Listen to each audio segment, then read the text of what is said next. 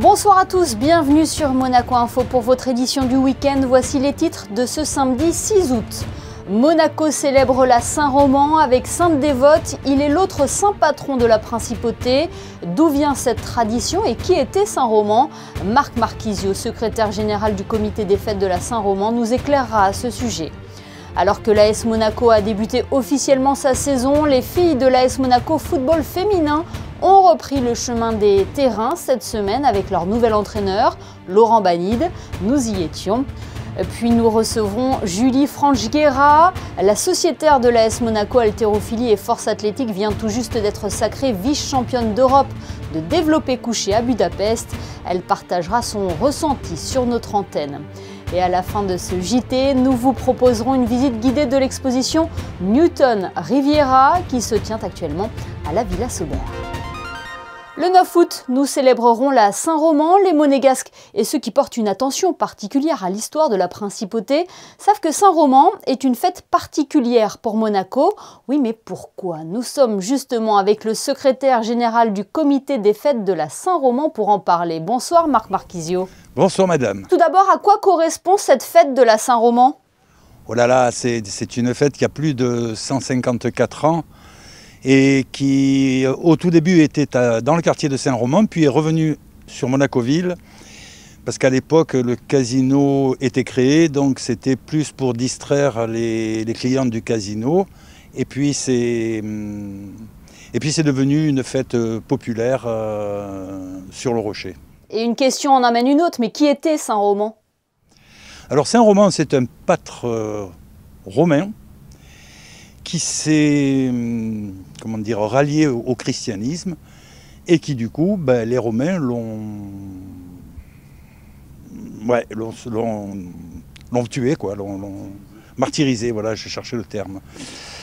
Et c'est resté à Monaco et c'est le deuxième patron de Monaco avec Sainte-Dévote. Voilà. Donc c'est une personne très importante pour la principauté. Ouais, plus sur le Rocher, parce que c'est surtout fêté sur le Rocher, mais loin derrière Sainte-Dévote, voilà. Vous l'avez dit, hein, c'est une fête qui est célébrée depuis plusieurs années, même plus d'un siècle en principauté. 154 ans. Exactement, c'est l'âge d'ailleurs du comité des fêtes de la Saint-Roman. Voilà, puisqu'avant il y a eu un premier comité qui s'appelait le comité de Saint-Roman. Et après, c'est devenu comité des bals de la Saint-Roman et puis maintenant comité des fêtes de la Saint-Roman. Et comment on célèbre cette fête de la Saint-Roman à Monaco? Eh bien, écoutez, nous, on fait 2 soirées de soupe dans les jardins avec une soirée dansante. Mais le 9 août, qui est la fête de la Saint-Roman, à 9 h, il y a une aubade en ville, 9h30, pardon, suivi à 10h30 d'une grand-messe en monégasque à la cathédrale. Et puis un petit tour avec les trains de Monaco, là. Et on vient dans les jardins avec un apéritif offert par la municipalité. On est entouré par le Cantine d'Aroca qui célèbre la messe en monégasque chantée et pour les festivités qui va chanter l'hymne monégasque, pareil. Voilà, c'est aussi bien une fête populaire qu'une fête religieuse. C'est populaire et religieux, oui, en effet.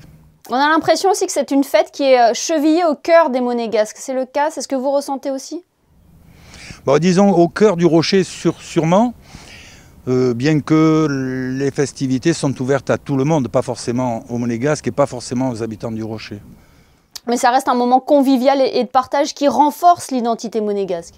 Tout à fait, qui renforce l'identité de Monaco plus. Il n'y a pas forcément que des Monégasques. Près de 155 ans pour le comité des fêtes de la Saint-Roman. C'est l'un des plus vieux comités de la principauté. C'est le premier comité des fêtes de la principauté, avant le comité des fêtes de la mairie. Bien, merci beaucoup Marc Marchisio d'avoir été avec nous ce soir et bonne fête de la Saint-Roman. Merci beaucoup et bonne soirée. Cette information pratique à retenir à présent, les horaires du centre de dépistage à la Covid-19 vont être modifiés à compter de lundi. Le centre sera ouvert de 8h30 à 16h30 la semaine. Les horaires, en revanche, ne changent pas pour le samedi, elles restent de 8h à 10h. Je vous rappelle également qu'il n'est plus nécessaire de prendre rendez-vous pour effectuer un test PCR au centre de dépistage. Amateurs de nature et de découverte, notez bien ce rendez-vous le 11 août. La direction de l'environnement organise la nuit de la chauve-souris. L'occasion d'en savoir plus sur le mode de vie de ces petits mammifères et sur les actions mises en place pour les préserver. Attention, le nombre de places pour cet événement est limité à 20 personnes.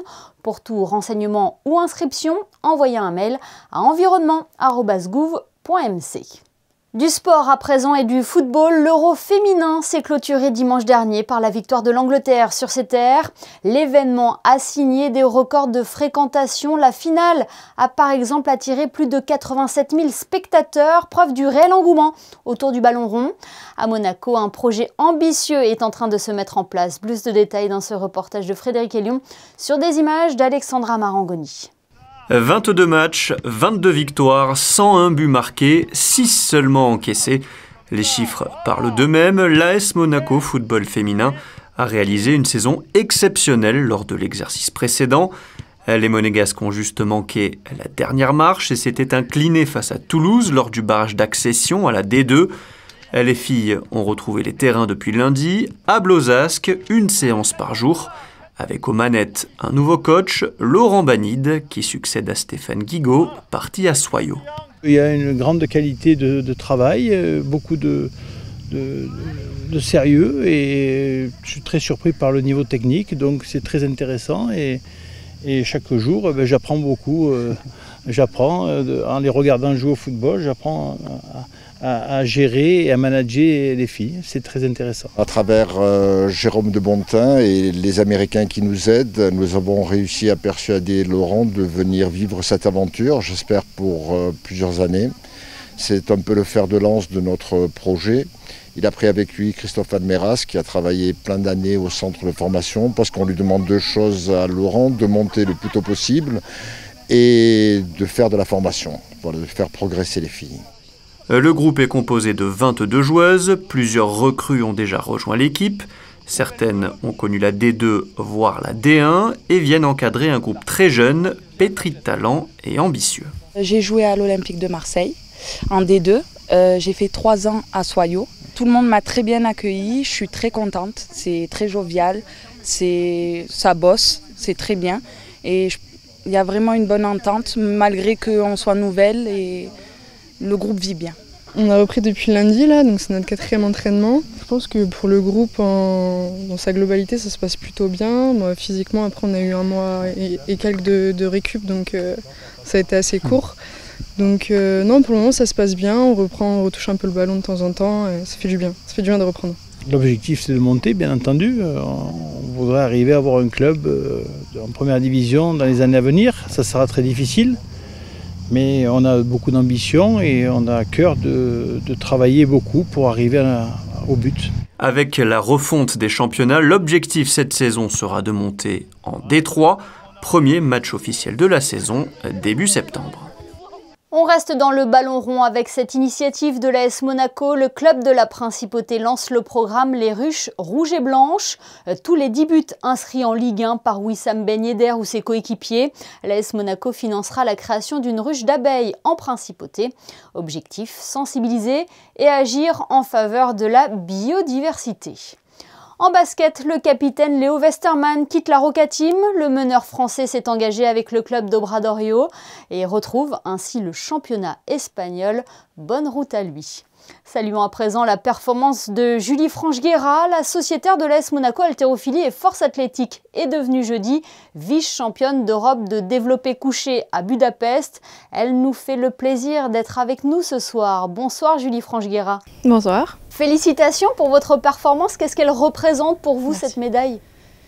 Elle représente beaucoup, parce que j'ai eu quelques déboires au championnat du monde il y a quelques semaines de ça, et c'était une belle revanche à prendre, donc c'est fait. C'est la toute première, et j'espère loin d'être la dernière. Elle était très attendue, hein. Il y a eu beaucoup d'émotions ? Oui, énormément. Un peu de stress, un peu d'appréhension, un peu d'excitation. Le match a été très serré jusqu'à la fin, donc ça n'était que plus beau à la fin. Justement, expliquez-nous un petit peu comment ça s'est passé pour vous, ces championnats d'Europe à Budapest. Alors ça s'est plutôt bien passé. Le but c'était surtout de reprendre confiance par rapport au championnat du monde où on avait eu des petits soucis. Et j'étais assez bien classée, j'étais classée deuxième et voilà, le but c'était d'attraper la médaille d'argent, voire la première place, mais surtout de reprendre confiance. Et c'est ce qui a été fait, un match assez serré mais très bien encadré par l'équipe de France et la place s'est jouée au 3e essai et c'était très marquant. Vous soulevez une barre à combien? Alors là j'ai fait 115. Donc c'est pas ce que je sais faire, mais disons que ça suffit pour avoir la place. Est-ce que vous pouvez nous préciser un petit peu la particularité du développé couché? Le développé couché, ça a plutôt rapport avec la force athlétique, qui est le regroupement de 3 mouvements, le squat, le développé couché et le soulevé de terre. Et il y a donc la discipline du développé couché seul.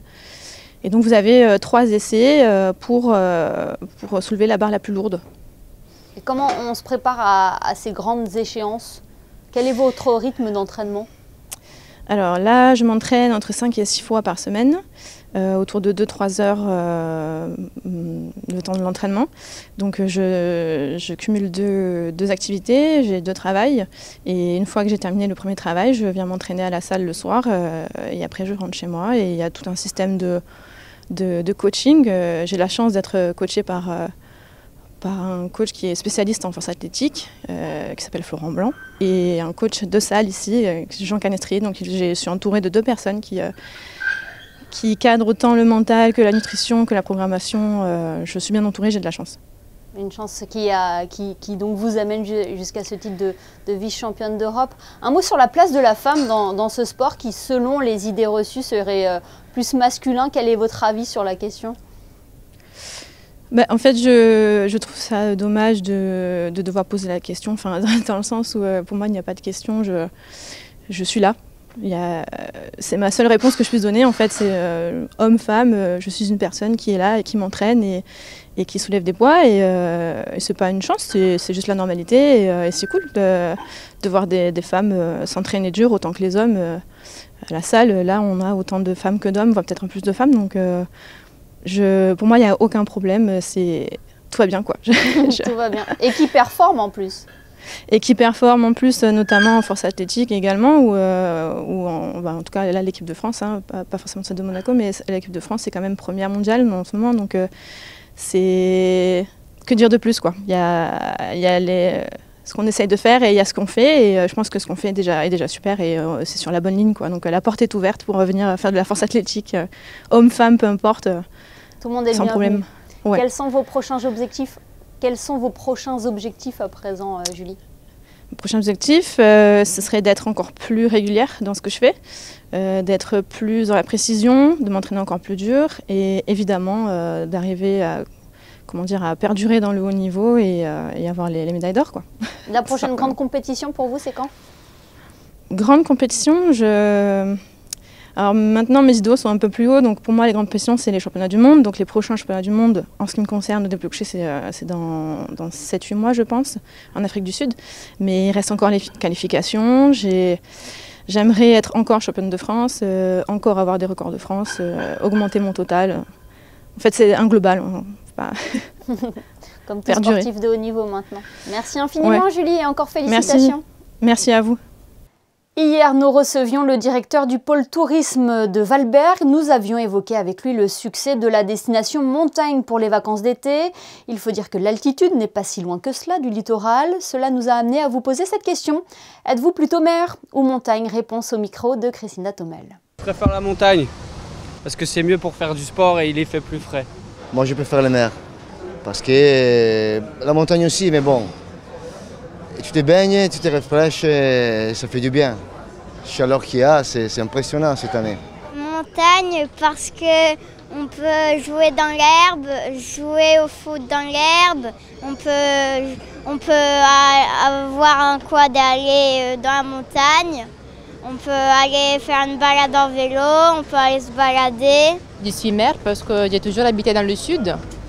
Avant j'étais en Sicile, donc c'était dans le sud. Maintenant je suis là depuis 7 ans, donc je ne peux pas me libérer de la mer. Je peux pas. Les activités de la montagne, mais la mer. Ben moi je préfère la montagne à la mer, parce que déjà je crains le soleil, et je préfère la montagne, c'est comme ça, je préfère la montagne. Et moi la plage, tout simplement pour la mer, le soleil, le bronzage. Aussi, surtout. Et puis voilà, tout simplement la plage que la montagne. On peut dire que j'aime un peu plus la mer parce que j'y suis beaucoup plus souvent. Donc voilà. Mais la montagne aussi c'est très bien. On prend l'air, ça change la montagne. Et la mer, c'est bien, c'est tranquille, ça repose des fois. Moi je préférerais la montagne. Pourquoi ? Pour le bonheur qu'on y trouve, tout simplement. Et ici, on est dans une région où il y a la mer et la montagne. Que demander de plus? En une heure et quart, vous êtes au ski et vous êtes à la plage. Donc c'est merveilleux. Mais j'aime les deux. Et oui, que demander de plus? Le choix du roi, comme on dit. Une idée sortie à présent pour aller chercher un peu plus de fraîcheur dans les lieux culturels. Jusqu'au 13 novembre, le nouveau musée national de Monaco vous propose de découvrir Newton Riviera à la Villa Sobert. Cette exposition se concentre sur les œuvres du photographe réalisées sur la Côte d'Azur. Visite guidée avec Alexandra Pani. Je ne photographie que ce que je comprends, déclare Helmut Newton. La Côte d'Azur a été l'une de ses plus importantes muses dans la deuxième partie de sa carrière, lorsqu'à 61 ans, il décide de s'installer à Monaco. Période prolifique pour le photographe, il découvre ici un large choix de cadres, pour le moins original. Chantier, béton, grue servent de décor à ses photographies de mode, mais le soleil de la Riviera reste son inspiration favorite. In the 90s, his fashion photography were completely different. There was a development, let's say. You know, the harsh contrast with the surrounding and that way how he placed the women with the clothes in these pictures, confronting him with a harsh contrast, contrasty backgrounds. This was very unusual for his photography because before that it was luxury designing and so on. Photographe majeur du XXe siècle, il est célèbre pour ses photos de mode ou ses nus, mais Newton développe sur la Côte d'Azur un travail plus personnel. There's always this second side of Helmut Newton. There's a big ambivalence in his work, in his personal work, and as well in the commissioned work, which he did a lot for the magazines, for the different magazines. So you can see the different approach, the surrealistic approach, the night scenes and so on. There's the Monte Carlo Beach Club, for example, or in other locations. You know, so this is very astonishing for the visitors coming to the villa, I guess. So because we all think we know Helmut Newton. But it's not the case, you know? Il s'inspire des lieux et des personnalités qui y résident. Plusieurs portraits des membres de la famille princière sont à découvrir dans l'exposition. La princesse de Hanovre, qui deviendra proche de l'artiste, a d'ailleurs prêté une partie de sa collection personnelle du travail de Newton avec les ballets de Monte-Carlo. On y retrouve d'ailleurs des visages bien connus.